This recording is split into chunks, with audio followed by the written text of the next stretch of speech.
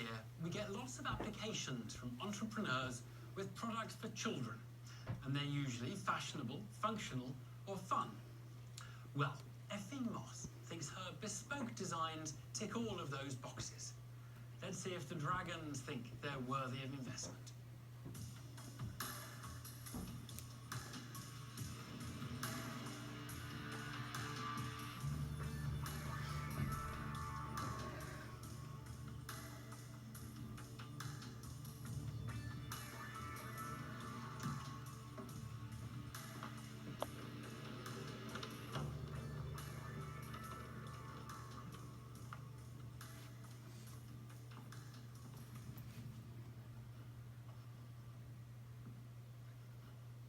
Good afternoon, my name is Effie Moss and I'm here today to ask for £50,000 for a 10% stake in my company, Just for Tiny People.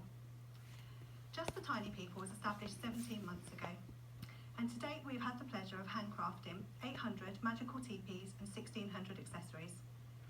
During our first year of business, we generated sales of £124,000. Every teepee that we've made has a bespoke element to it, whether that's a degree of personalisation, the fabric selected, or just a very, very excited parent. We now offer a range of products to help accessorise a child's bedroom, playroom, or even the living room. We want parents to feel that they are part of the process in creating a magical space for their child, and we want the child to have the perfect place for play. During the past 17 months, we've established a strong online collaborative community via Facebook, which has helped us to establish our brand. 70% of the sales generated are actually as a result of the collaboration through our Facebook community, and 30% is as a result of our online website, which was launched in August last year, and is actually primarily one of the areas where we'd like to use the investment. I'm also really pleased to be able to share with you that I have my very own set of dragons, 5 children, who sit on my pretend board of directors, aged 3 to 9, who are more than happy to tell me when something just isn't right, but unfortunately they haven't £50,000 to invest. Thank you so much. Could I come and have a look at them? Yeah, of course you can. You're more than welcome. Bespoke teepees and accessories for children. An idea Effie Moss is hoping will capture the dragon's imagination. She's looking for £50,000 for 10% of her business. But Peter Jones has some doubts about the product's proportions. The age range that you're targeting, what is that? The magical teepee can go up to age 11, and the midi teepee is for smaller children aged 1 to 4. So you go to 11? 11, yeah. Really? You haven't seen the size of my children? Yeah, to be fair, with the magical teepee, I sit in there with my daughter, and that's one of the things that we advocate, is that actually a parent could get in there as well. Really? You can get in there? Yeah, I can, honestly. I'm quite short and I've not got big heels on. Can you show me how? Do you want my shoes on? In there? Just want to see what it is size-wise, so I can get an idea. Yeah, sure. Here. There. And it normally opens up, and then Alice is here with me. Okay. So I can't get out now. Thank you. Why don't you jump then? Thanks, Peter. Thank you. I don't know if I can do it as ladylike, unfortunately. Thank you so That was much. very elegantly done. Thank you. You said that you're on Facebook. Yes, How many likes have you got? 62,500. 62,500? Yes. Wow. Okay, that's thrown me. 800 teepees, Yes. generated sales in the last year of 124,000. Yes. What margin would you make on that? Gross margin was £86,000. And what was your overall profit? Net profit was £48,000. And the company now, what does it have in its assets at the moment? Fabric, etc., we have about £10,000 of fabric. The bank balance itself at the moment sits around £10,000. I don't owe any money to anybody, and everybody's paid to date. And your forecast, do you think that you're going to achieve this year? Well, the forecast for this year for sales was £300,000, and that was based on making around 40 teepees a month. The big teepees here that I call the magical teepees are £145, and the midi teepee, which is the smaller one, they're £100. We've actually smashed projection this year so far. Well done. Thank you. That's really good. Effie's impressive figures have provided a credible answer to Peter Jones' questions. But Kelly Hoppen wants to understand more about the market. Who is Who's your biggest competition? We've got Cath Kids that might, will sell a teepee and they're slightly much lower price range, and we have Next as well. I think we're different because, people are allowed to actually choose from a set of fabrics. We have a set of designs they can choose from. So I would go online and I would be able to see a whole range of fabrics, and then I just slide them across, or I click on them and I can create my own design? Well, that's where I'd like to use investment to get to that point. At the moment, it's a little bit more laborious. And what percentage of returns do you get? I don't. Not at all? No, I've only ever had one return, and that's because the lady wanted the teepees to behave in a kind of pop-up type style, like a pop-up tent, but it's a teepee, it doesn't behave in that way, so that's my only one. Why do you need £50,000 of anybody's money? You seem to be doing absolutely fantastic. One of the areas is that we turned away last year for Christmas 482 orders because we couldn't fulfil them. And why was that? Because we just didn't have the processes or the sheer capacity to be able to deal with them.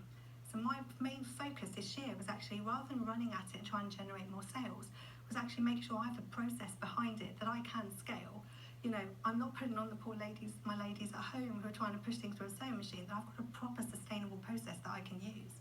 And what's your biggest problem? A little part of me thinks, I was going to say knowledge. I always worry about whether, can I take it far enough? Can I identify all the opportunities that need to be made with it? Effie, you've done amazingly well. I mean, unbelievable. And you're almost faultless. It's a bit annoying, really. Thank you, Peter. But there is a big but for me, is the fact that could this be £1 million, £2 million, £3 million business? Could this be really mega successful? I'm not convinced that it could, in terms of, because it's going to be the size of the market. But then you're going to turn around and say, knowing you, well, actually, I haven't even touched the international marketplace. No, I haven't. Is that what you're about to say? I'm about to say it, yeah. Yeah, absolutely, yeah. Damn. It seems the entrepreneur can't put a foot wrong in the den. Will Kelly Hoppen think the investment opportunity is as cute as Effie's teepees? When my kids were growing up, they always loved make-believe, and we used to sort of create tents and out of blankets and sheets and whatever, and I watch my step-grandchildren now do it exactly the same, and I think the very fact that it's got this handcrafted element to it, I think it's got a lot of legs. I'd like to make you an offer. Oh, thank you. I'd like to offer you all the money, but I'd like 20% of the business. Okay. Okay, thank you very much. That's really lovely. Thank you. Effie, that is an effing good offer. Yes, I know. I'm going to run over and cuddle Kelly in a moment. See what I wrote down now? Sorry? What does it say? 50,000 to 25%. Oh, for 50,000 for 25%. Yeah. And Kelly's just goes on me. Kelly Hoppen tries to take the initiative and steal a lead on her rival investors with a highly competitive offer. Will Peter Jones try to match it or even better it? I don't know whether I'm getting sentimental in my old age or anything else, but I'm feeling at the moment that I don't think I'd be the perfect investor for you. I feel that you've got an incredible offer, and I don't know what's in the water, but I'm not going to compete with it today. I think there are better dragons that will do a better job for you, so I'm going to say I'm out, but wish you the best of luck. In an unusual turn of events, Peter Jones has stepped aside to pave the way for a union between the entrepreneur and Kelly Hoppen. But Deborah Meaden doesn't appear to be as accommodating. If you sit and look at this and think, well, actually, I'm going to make teepees, then I'm going to say, honestly, you don't need me. Just carry on doing what you're doing and get bigger.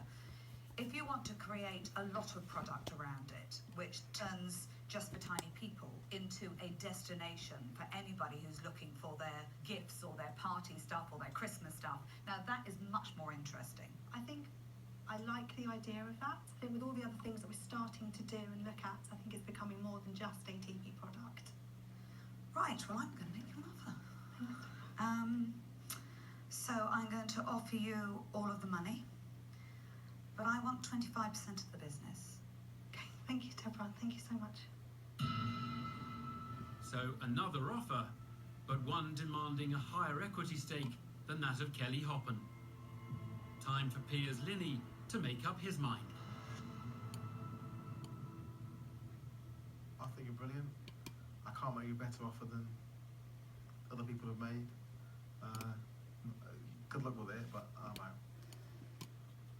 out. Well, I did break down offer £50,000 for 25%, but I'm actually happy to match Kelly's offer, £50,000 for 20%. And if Kelly wants, I'm happy to go halfers with Kelly, so you get 2 dragons for the price of 1. No, I'd be happy to share it with Duncan, but I'd be equally happy to do it on my own. Okay. Yeah, same here. Okay. I honestly didn't think I'd find myself in this situation, so thank you so much to all of you.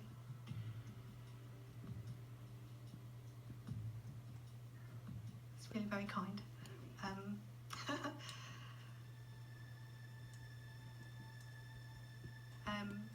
I think what I'd like to do is want to go with Deborah. I think if that's okay, I would like to go with Deborah. I would be delighted. Yeah. Well done. Thank you so much. Thank you so much. Thank you. 25%, I don't get that. Surprise all round as Effie rejects the best price offer in favour of a partnership with Deborah Meaden. Thank you. Good pleasure, well done. She leaves behind a den of rather bemused dragons. Well. Wow. Do you know what? I wasn't expecting that. No, I don't get that. Our offer was for a lower equity, and it was 2 dragons, so I just don't get it. She thinks Deborah's better than me and Kelly added together. She clearly wanted Deborah, but I think honestly, I'm well pissed off because we've got a really good one there. I went in there and I didn't have a dragon in mind. I chose Deborah because I felt that she understood what I was trying to do with the business. I just felt I had, confidence in her vision. So I think I've made the right